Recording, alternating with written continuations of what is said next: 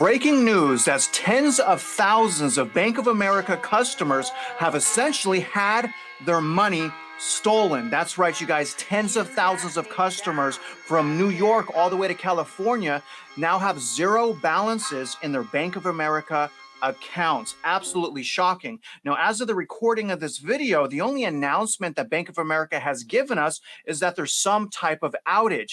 But being that Warren Buffett has recently sold $9 billion worth of stocks, and as early as this morning, an article from Yahoo's issued stating that there is millions of dollars worth of insider selling going on at Bank of America.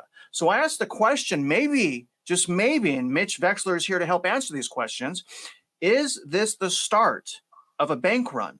Or maybe this is a result of the hacking that happened earlier this year with Bank of America. And I'm also wondering, Mitch, is this the beginning of the next round of Federal Reserve bank bailout? Now, unfortunately, this has come at a horrible time, being that we're still trying to heal from a massive hurricane that has taken out multiple states. And don't forget, you guys, FEMA is broke. Now, on top of that, don't forget, we also have massively destructive port strikes going on right now, which can potentially cost the economy $5 billion a day. Now, in addition to that, Iran just shot some missiles into Israel. So there's a lot going on here. We're going to go into those things today, and we're going to end the video out by going over a brand new document, a body of work that Mitch Wexler has put together to share with you guys. Before I dig in, Mitch, happy Wednesday evening. How are you, sir? There is certainly an awful lot going on, isn't there? Yeah. The reality is, this is why we've been saying credibility matters. And a lot of these things didn't have to occur the way that they're happening. And they're all stacking up one after another. And in reality, the key word in this case is credibility. Yeah, and honestly, and I was telling my wife earlier, I told Mitch, I was like, I didn't want to make a video today. I wanted to rest, but I was like, this Bank of America story is too huge not to do a video. So let's show the viewers real quick what's going on. And let me pull up a map as well to show the viewers where the outages actually are. Let me quickly read this article. Bank of America suffers outages as tens of thousands of users report struggling to get cash from ATM or check online accounts. Bank of America is experiencing a nationwide outage that is impacting tens of thousands of users. Down Detector, a site that monitors online issues, and I'll show you guys that here in a minute, shows problems struck around 1 p.m. Eastern time. It's amazing that they can track this. As users reported, online and mobile banking and ATM services are down. Some of Bank of America customers have also reported their accounts are showing an empty zero balance. That's one of my biggest fears, Mitch. Approximately 50% of issue reports cited problems with online banking, 41% cited mobile banking, and just 1% of the users reported issues with ATMs. Now, this is a breaking story, so this is still developing. Here's the website called Down Detector. I recommend that you guys go to this website. You guys can see here, user reports indicate problems at Bank of America. So this is kind of the line of first defense. Now, this is insane. Look at when this first started, you guys, about 12:18 p.m. That looks like Central Time.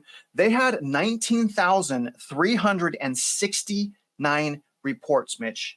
So I think that this may have actually affected hundreds of thousands of people because not everyone's going to report this. And you guys can see here again on your screen, 19,369 reports. Now, the most recent update is showing 3,824 reports.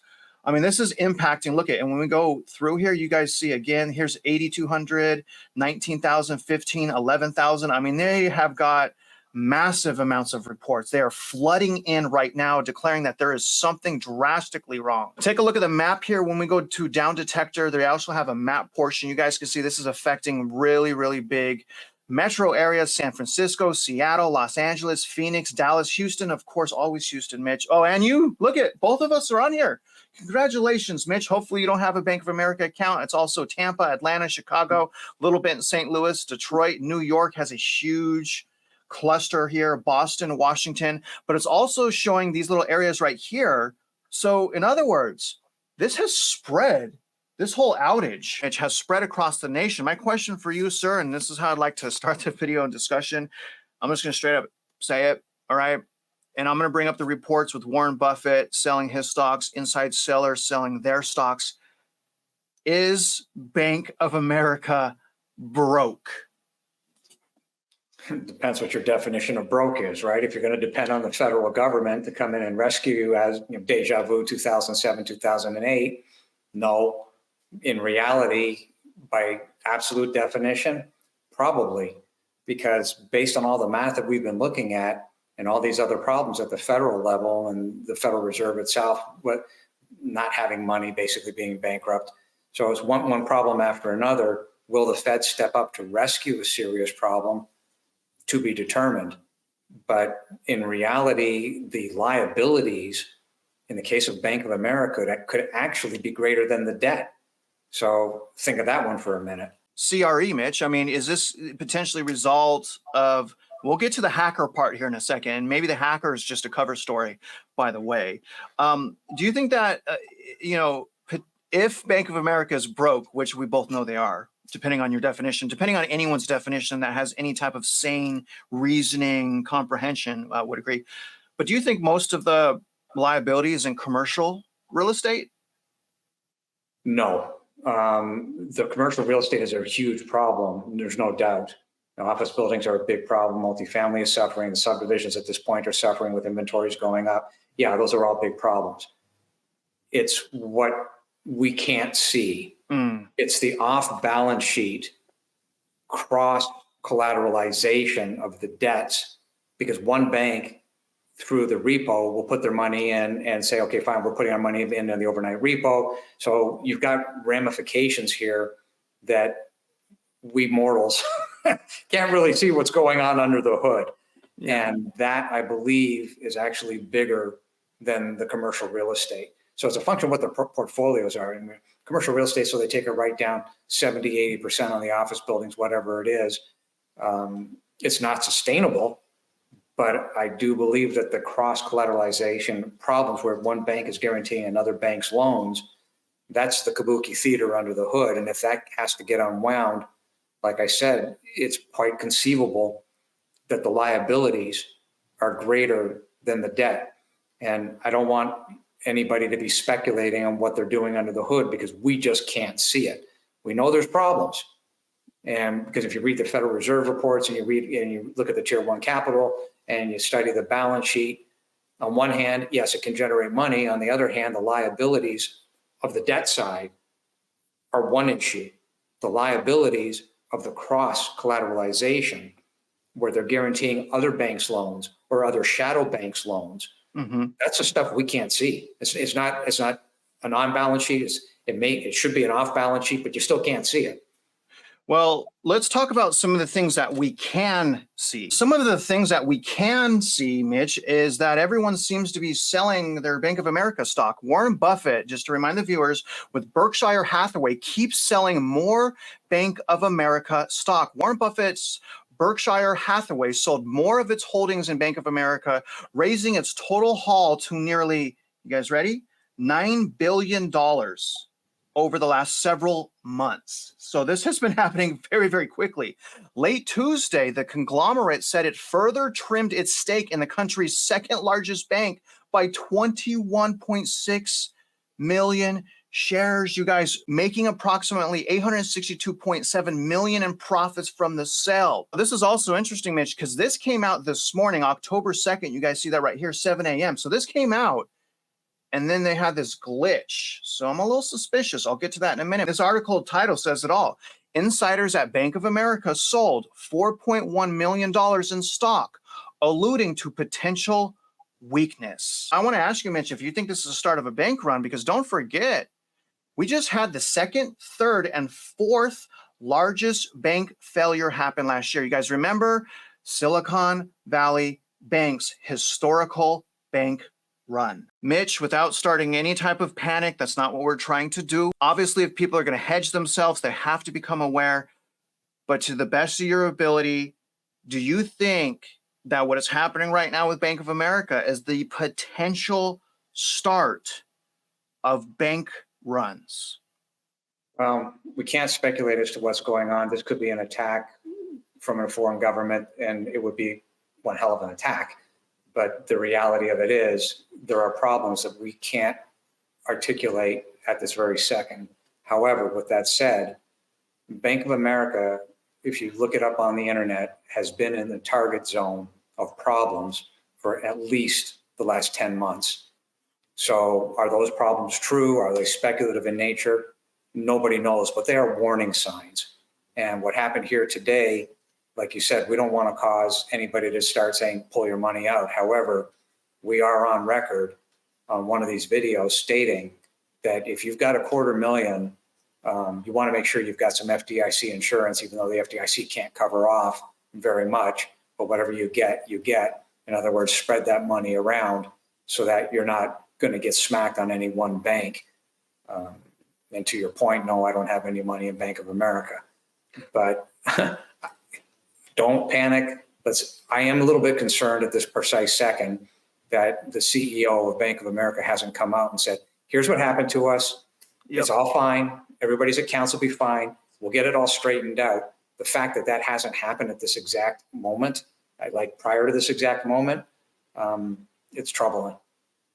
Yeah, no offense, though, to the FDIC, but they're broke. They don't have the money just to cover one bank failure, Mitch. FDIC is an illusion of legitimacy. Let's move on now, Mitch, and let's talk about the data security breaches, and let's talk about the possibility of this being a hacker attack. This is from this year, February of 2024. Don't forget, data breach affects 57,000 Bank of America accounts.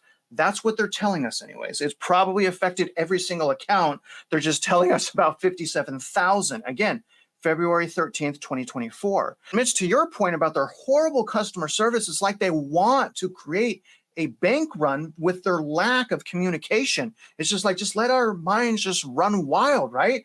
Or just come out and tell us what happened and be real. But Bank of America customers left in the dark about data breach for 90 days. Mitch, a couple things here. Number one, do you potentially think that what has happened today is a result of that data breach from earlier? And also, second part of this, do you think all of these hacks are actually potentially just a cover-up for the reality that these banks, they don't even have any money. They've never had money for a long time. I mean, these banks are absolutely broke.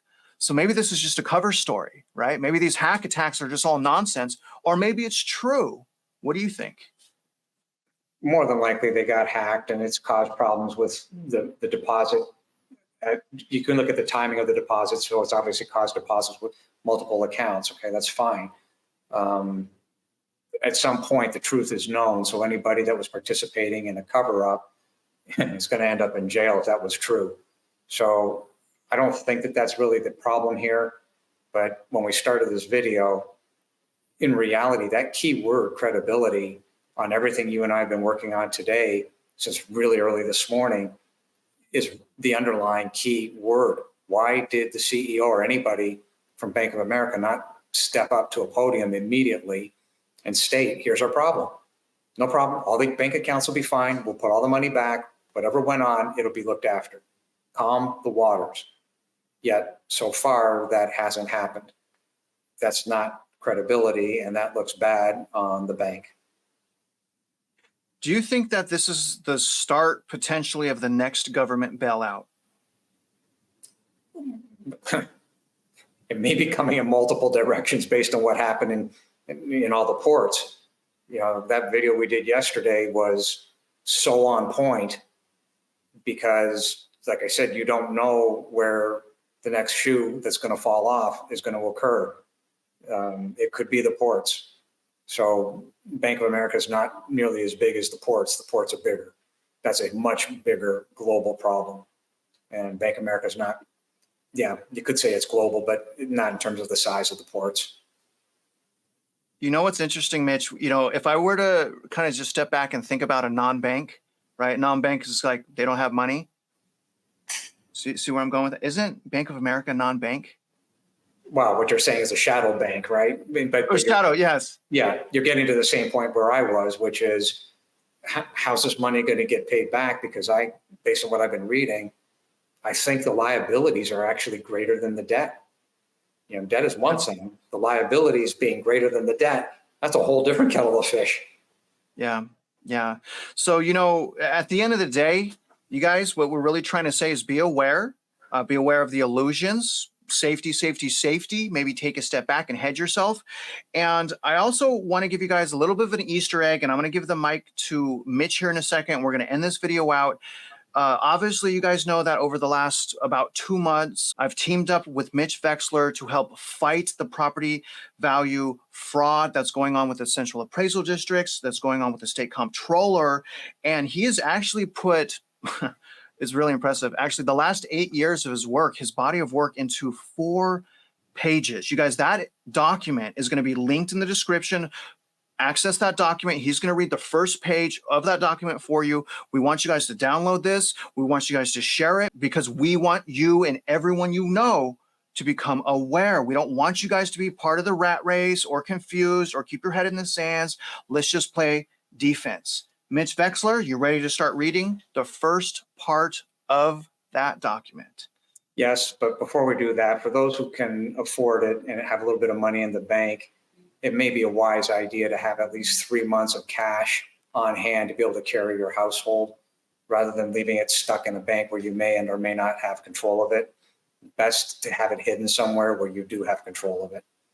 With that said, what we're going to do here with these 4 pages, and like Travis said, they're at the bottom of the video, but in order not to drive everybody crazy, I'm just going to go through a very small segment of it, and then I'm going to ask a question at the end of that segment. So on page 1, I think everybody can agree, and I've got it formatted as, let us hold the following to be true. An implicit guarantee for which there is no signature is not implicit. The contracts made under duress are unenforceable. You have to have voluntary consent, which requires adequate information, lack of coercion, force, manipulation, or intimidation, and the freedom to revoke consent at any time. Mitch, just for some of the viewers that are just joining us now, explain what you're going over, which is absolute gold. I want everyone to be aware of what you're reading. This is obviously titled, Why is Property Tax Illegal? But catch the viewers up that haven't been following along or that are new.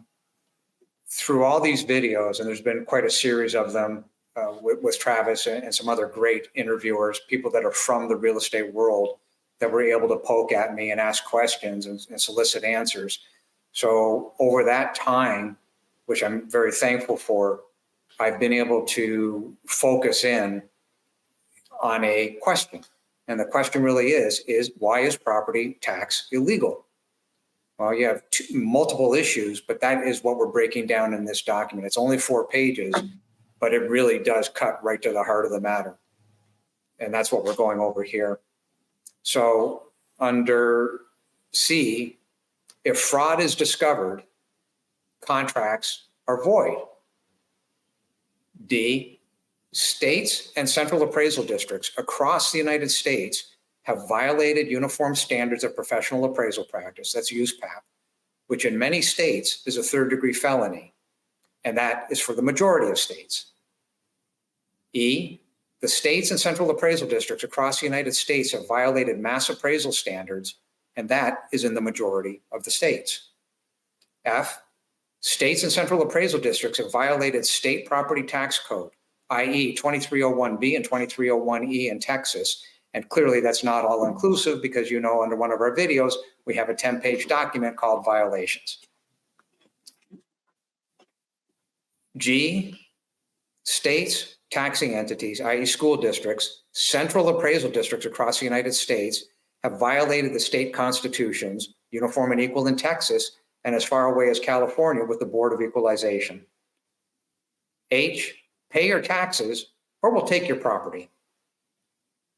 I, D, E, F, G, and H above violate the U.S. Constitution under the 1st, 5th, 14th, and 16th Amendments.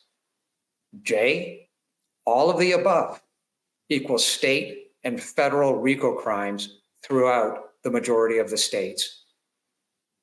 And I want to leave everybody with one thought or question. I would like to know if there's any federal or state employee anywhere who can answer one question. How are these debts going to be paid off? What I just read to you tells you, the property owner, you are not liable for the actions of what these people have done. You would have to double the gross domestic product to 51 trillion above what it is in 2024 at 25 trillion just to pay down $2 trillion in debt. The odds of that happening are zero. At a local level, when you've got compounding bonds, cumulative compounding that aren't being paid off, they're being rolled up and rolled out. At a local level, how is that going to be paid off? It's one simple question. Anybody, please answer the question. Show me. Show me how you're going to reduce this debt. Bankruptcy, maybe? Does that reduce debt? Does bankruptcy reduce debt, Mitch? If I file Chapter 7, does that reduce my liability and my debt? Well, in the case of the school districts, Chapter 9 to unwind them to find out what the truth is. Yeah, that's one way. Unwinding a lot of these debts, absolutely, that has to happen. Like I said, either we unwind this quickly or the market will jump on board.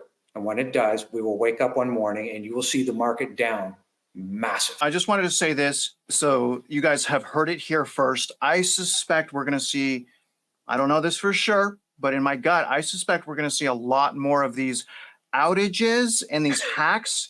And I also suspect that it's potentially a cover story. But here's the thing, Mitch, I don't trust anyone anymore. If anyone's making any money off of anything, it's almost like they're 100% not trustworthy. I already don't trust them if they're making any type of money. That's why it's so important to me that I show you guys and that Mitch shows you we're here to help. We're not going to charge you anything for that. And don't forget, you guys, as always, everything is in the description. Answer the question that Mitch asked in the description. If you have an answer for that question, give it to us in the description. Don't forget the links. And also, you guys, send some prayers to Melody Wright. She was one of the people impacted in the hurricanes in Tennessee, massive mudslides. FEMA's broke, millions of people without power. It's really ugly. So, and also the strikes, also the war. I mean, we got a lot going on. Don't forget how important you are, how important you loving people is, and how important community is to making it through this together. Now, other than that, Mitch Vexler, thank you for your time this evening, sir. I'm going to go try to have a date night at home, chill out just with spaghetti. Okay. It's like 5 cents, right? With my wife. And, sir, always a pleasure to see you. Any closing, Mitch? No, for everybody that's out there that's thinking this is really overwhelming. Yeah, it is. But you can't turn a blind eye towards it anymore. We're going to have to get involved and we're going to have to dig in and fix it because there simply is no other solution. It's actually the reason why we're in this situation is because there's been too much apathy for too long. The apathy or the non-care of the consumer is what fuels the fraud and overvaluation and just the unaffordability. I mean, seriously, we're the people. When we unite, we can take back our country and we can take back our lives. And hopefully, that's exactly what we're going to see over the next 4 years. At least that's what I'll be praying about, Mitch. Now, again, sir, I appreciate your time. Now, if you guys are out there just living your life, we wish you luck and we hope you win.